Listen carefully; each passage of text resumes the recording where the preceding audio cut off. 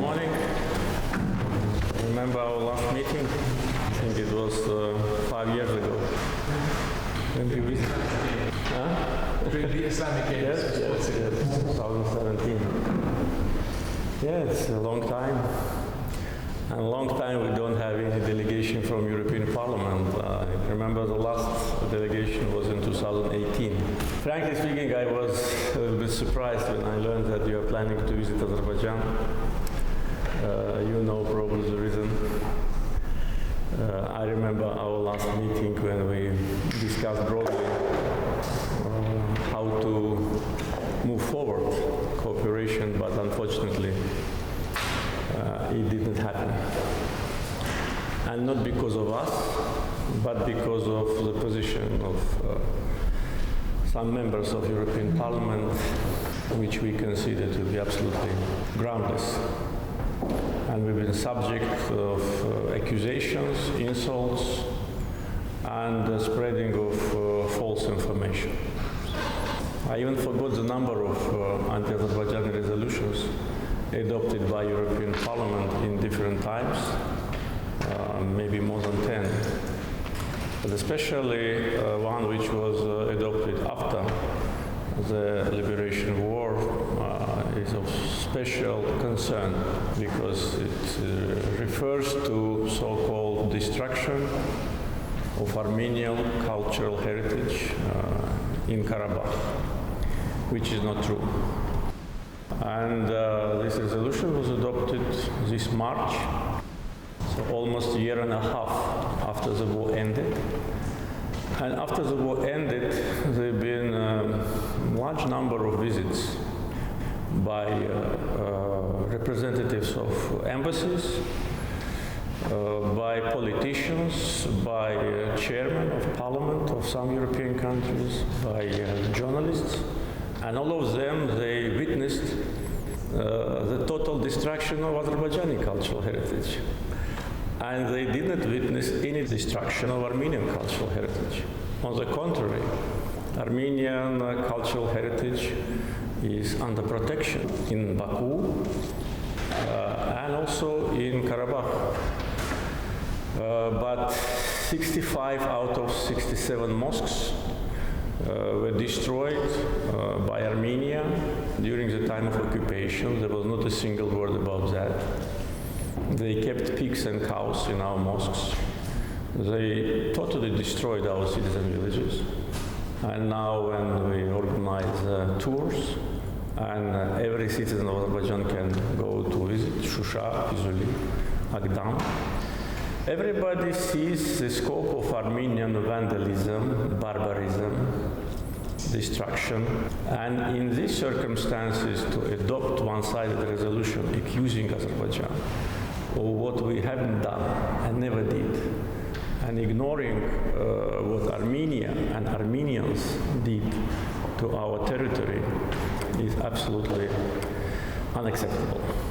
Unfortunately, this is the case, and I know that many members of your delegation voted for that resolution, and this is absolutely counterproductive.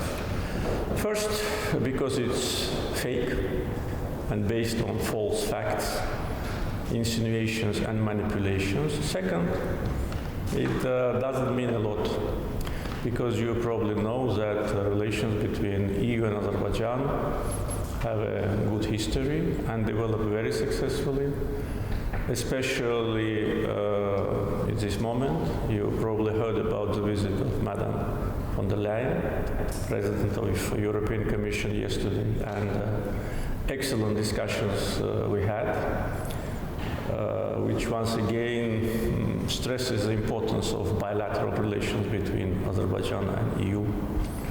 At the same time, President of the European Council, Mr. Charles Michel, is actively involved in the process of normalization between Azerbaijan and Armenia, and he hosted already 3 trilateral meetings between the leaders of Armenia and Azerbaijan and himself. So this is a very positive context, but taking that into account, the actions of European Parliament we cannot understand. it is actually more aggressive to Azerbaijan than Armenian parliament. And sometimes it seems that it's Armenian parliament which adopts these resolutions, or maybe some Armenian lobbying groups have some influence.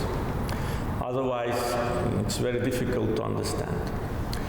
So I meant exactly that when I said that I was surprised.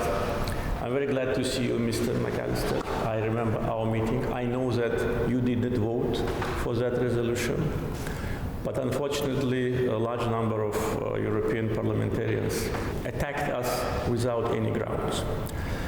So this is how it is. We live in the real world. This is not our choice. You know my position. It hasn't changed since our last meeting in 2017. We want to have closer relations with Europe, and all what we do, including these visible signs of our cooperation, which I just mentioned, demonstrate that. But if European Parliament considers that this is the way, it's their choice, but they should know that it's not possible to isolate Europe from Azerbaijan and Azerbaijan from Europe, no matter how some members try to do it. So that probably will be the end of my introduction. I think it is necessary because I know that your visit starts now, this morning, and I don't want to pretend to as if nothing happened. It happened, very serious and very worrying. Therefore, I decided to inform you about my views and views of absolute majority of Azerbaijani people who are proud that we ourselves liberated our land, proud about our brave soldiers, about those who sacrificed their life for our motherland, and proud to be Azerbaijanis and to be representatives of the nation which put an end to occupation, restored justice, restored its national dignity, and now is successfully developing. Mr. President, thank you for receiving us. This is a great honor for us, and thank you also for your open words right at the beginning of our conversation. We are a delegation of 6 MEPs, and we are visiting the Southern Caucasus for a whole week. After being in Azerbaijan, we will travel to Georgia and then to Armenia. Mr. President, I would like to briefly introduce my colleagues from the European Parliament. And we have Mrs. Sita Kanko, who is from the ECR group. And we have Ms. Joella von Kramon from the Green group. On this side of the table, we have Mr. Sven Mikser, who is a member from the SED group, and right at the end of the table, Mr. Mariani, who's a member of the ID group. And here is our ambassador, Peter Michalko, who you know, who's representing the EU on the ground. Our presence here is a recognition of the role we want to attach to the relations between the EU and Azerbaijan, which has become even more evident in these historical times of change.